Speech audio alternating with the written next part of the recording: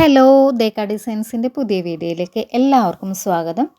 അപ്പം നമ്മളുടെ എംബ്രോയ്ഡറിയുടെ വർക്കൊക്കെ കാണുമ്പോഴേക്കും ഓരോ ദിവസവും പല പല രീതിയിലുള്ള ഓരോ കമൻസാണ് എനിക്ക് വന്നുകൊണ്ടിരിക്കുന്നത് കേട്ടോ.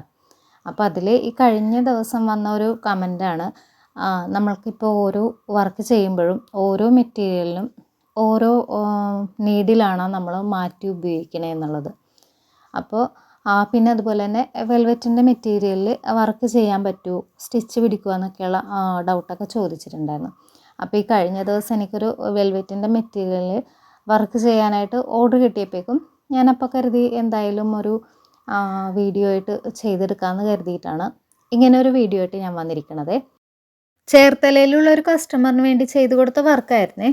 അപ്പോൾ അതിന് എനിക്ക് ആദ്യം ഓർഡർ തന്ന സമയത്ത് റെഫറൻസ് ആയിട്ടൊരു പിക്ക് അയച്ചു തന്നിട്ടുണ്ടായിരുന്നു കേട്ടോ. ഇതുപോലെ വർക്ക് ചെയ്ത് കൊടുക്കാൻ പറ്റുമോ എന്ന് ചോദിച്ചിട്ട്. പക്ഷേ അതിൻ്റെ അകത്ത് മെറ്റീരിയൽ റയോൺ മെറ്റീരിയൽ സ്ലീവിൽ വർക്ക് വരുന്ന രീതിയിലുള്ളൊരു പിക്കാണ് എനിക്ക് അയച്ചു തന്നത്. പക്ഷേ കടയിൽ കൊണ്ടുവന്ന് നമുക്ക് സ്റ്റിച്ച് ചെയ്യാൻ തന്നത് ഈ ഒരു വെൽവെറ്റിൻ്റെ മെറ്റീരിയലാണ്. അപ്പോൾ അതിൽ കാരണം എന്താണെന്ന് വെച്ചാൽ ആൾ ഇതുവരെ അങ്ങനെ മെറ്റീരിയൽ എടുത്തൊന്നും സ്റ്റിച്ച് ചെയ്ത് പുള്ളിക്കാരത്തിക്ക് പരിചയം ഉണ്ടായിരുന്നില്ല. സാധാരണ സ്റ്റിച്ചിങ്ങിനെ കുറിച്ച് അതല്ലാന്നുണ്ടെങ്കിൽ മെറ്റീരിയലിനെ കുറിച്ചൊക്കെ വലിയ ധാരണയൊന്നും ഇല്ലാത്ത ആൾക്കാർ ചെയ്യണത് എങ്ങനെയാണ്, നമ്മൾ കടയിൽ കൊണ്ട് ആ ഒരു റെഫറൻസ് പിക്ക് കാണിച്ചു കൊടുത്തു കഴിയുമ്പോഴേക്കും കടക്കാർ തന്നു വിടുന്ന മെറ്റീരിയലായിട്ട് നേരെ സ്റ്റിച്ച് ചെയ്യാനായിട്ട് പോരും. അപ്പം അങ്ങനെ തന്നെ അവർ എൻ്റെ അടുത്ത് കൊണ്ടുവന്ന് തന്നു കഴിഞ്ഞപ്പോഴേക്കും എനിക്കും ആകെ ഒരു ഡൗട്ടായിരുന്നു. കാരണം വെൽവെറ്റിൻ്റെ മെറ്റീരിയൽ ഈ ഒരു എംബ്രോയ്ഡറി വർക്ക് പിടിച്ചില്ലെങ്കിൽ നമുക്ക് ഹാൻഡ് വർക്കാണെങ്കിൽ നമുക്ക് എങ്ങനെയെങ്കിലും തുന്നിയൊക്കെ പിടിപ്പിച്ചെടുക്കാം. പക്ഷേ ഈ ഒരു മെഷീൻ വർക്ക് ചെയ്യുമ്പോഴേക്കും സ്റ്റിച്ച് പിടിച്ചില്ല എന്നുണ്ടെങ്കിൽ അവർ റെഫറൻസിൽ കാണിച്ചു തന്നിരിക്കുന്ന ആ ഒരു പിക്കിൽ പാനൽ കട്ടിൽ സ്ലീവിലും ഹെവി ആയിട്ട് വരുന്ന ഒരു സ്ലീവിൽ ഒരു 4 ഇഞ്ച് വീതിയിൽ വരുന്ന വർക്കാണ് കൊടുത്തിട്ടുള്ളത്. അപ്പോൾ അങ്ങനെ ചെയ്ത് കൊടുക്കാൻ പറ്റില്ല എന്നുണ്ടെങ്കിലും ഒരു നോർമൽ പാനൽ കട്ട് കുർത്തി തന്നെ ആയി പോകില്ല ഇത്. അവർ കൊണ്ടുവന്നപ്പോൾ തന്നെ ഈ ഒരു മെറ്റീരിയലിൻ്റെ കുറച്ച് വശത്ത് ഞാൻ ഗോൾഡൻ ചെറി ത്രെഡിൽ തന്നെ വർക്കൊന്ന് ചെയ്ത് നോക്കിയായിരുന്നു. അഥവാ സ്റ്റിച്ച് എങ്ങാനും പിടിച്ചില്ല എന്നുണ്ടെങ്കിൽ നമ്മൾ അപ്പം തന്നെ നമുക്ക് കസ്റ്റമറോട് പറയുകയും ചെയ്യാമല്ലോ. അപ്പോൾ അങ്ങനെ ചെയ്ത് നോക്കി കഴിഞ്ഞപ്പോഴേക്കും നല്ല രീതിയിൽ നമുക്ക് വർക്ക് ചെയ്തെടുക്കാൻ പറ്റണുണ്ടായിരുന്നു. പിന്നെ ഈ ഒരു മെറ്റീരിയൽ എനിക്ക് കുറച്ചൊരു ഇതായിട്ട് തോന്നിയതെന്ന് പറഞ്ഞാൽ നമുക്ക് കട്ട് ചെയ്യണ സമയത്ത് നമ്മൾ മടക്കി ഇടുന്ന ആ ടൈമിൽ വെൽവെറ്റിൻ്റെ മെറ്റീരിയൽ ആയതുകൊണ്ട് ഇങ്ങനെ തുണി ഇങ്ങനെ അടുത്തിരിക്കും, നമുക്ക് വിടർത്തിയെടുക്കാൻ കുറച്ചൊരു ബുദ്ധിമുട്ടുണ്ട്. ആ ഒരു പ്രശ്നം മാത്രമാണ് എനിക്ക് ഈ ഒരു മെറ്റീരിയൽ തോന്നിയത്. പിന്നെ എംബ്രോയ്ഡറി ചെയ്യുമ്പോഴേക്കും നമുക്ക് പ്രത്യേകിച്ച് വേറെ ഓരോ മെറ്റീരിയലും നമുക്ക് നീഡിൽ മാറ്റിയിടേണ്ട കാര്യമില്ല. പിന്നെ നമ്മൾ എംബ്രോയ്ഡറി വർക്ക് ചെയ്യുമ്പോഴേക്കും പല പ്രശ്നങ്ങളും വരണമെന്ന് വെച്ചാൽ, ഒന്നുകിൽ നമ്മൾ എടുക്കുന്ന സൂചിക്ക് പോയിൻ്റ് ഉണ്ടാവില്ല. ചില സൂചി നമ്മൾ തുമ്പില്ലാത്ത സൂചിയാണെന്നുണ്ടെങ്കിൽ നമ്മൾ സ്റ്റിച്ച് ചെയ്യുന്ന സമയത്ത് തുണി ചിലപ്പോൾ ഇങ്ങനെ പിന്നിപ്പോകാനായിട്ടൊക്കെ ഉള്ള ഒരു ചാൻസ് ഉണ്ട്.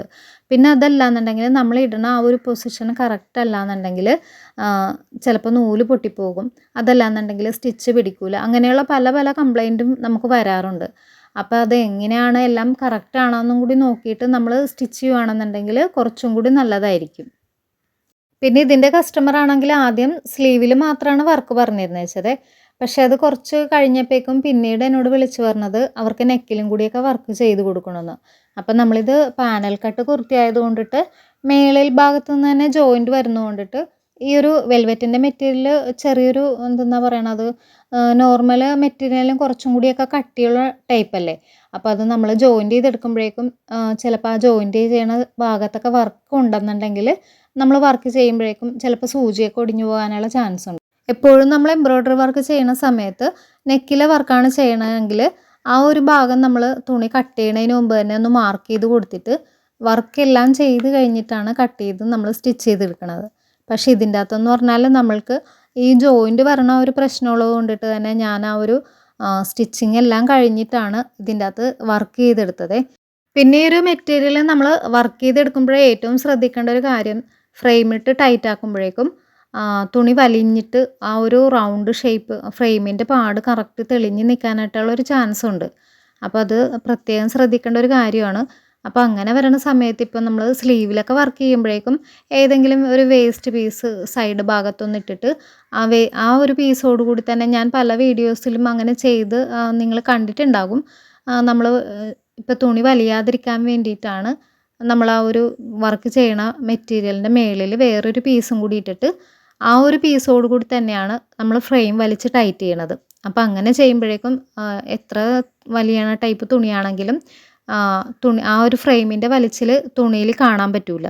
ഒരു വെൽവെറ്റിൻ്റെ മെറ്റീരിയൽ വർക്ക് ചെയ്യുമ്പോഴേക്കും ഇങ്ങനെയുള്ള ചെറിയ ചെറിയ കാര്യങ്ങളൊക്കെ നമ്മളൊന്ന് ശ്രദ്ധിച്ചാൽ മതിയാകുമേ. നമുക്ക് നല്ല രീതിയിൽ വർക്ക് ഫിനിഷ് ചെയ്തെടുക്കാൻ പറ്റണതാണ്. അപ്പോൾ ഇന്നത്തെ വീഡിയോയിൽ പറഞ്ഞിട്ടുള്ള കാര്യങ്ങൾ നിങ്ങൾക്ക് ഇഷ്ടപ്പെട്ടാൽ എൻ്റെ ചാനൽ സബ്സ്ക്രൈബ് ചെയ്യണം. പിന്നെ നിങ്ങളുടെ അഭിപ്രായങ്ങൾ കമൻസ് ആയിട്ട് കൂടിയൊക്കെ അറിയിക്കാനും മറക്കരുത്. അപ്പോൾ അടുത്ത വീഡിയോയിൽ കാണുന്നത് വരെ ബൈ.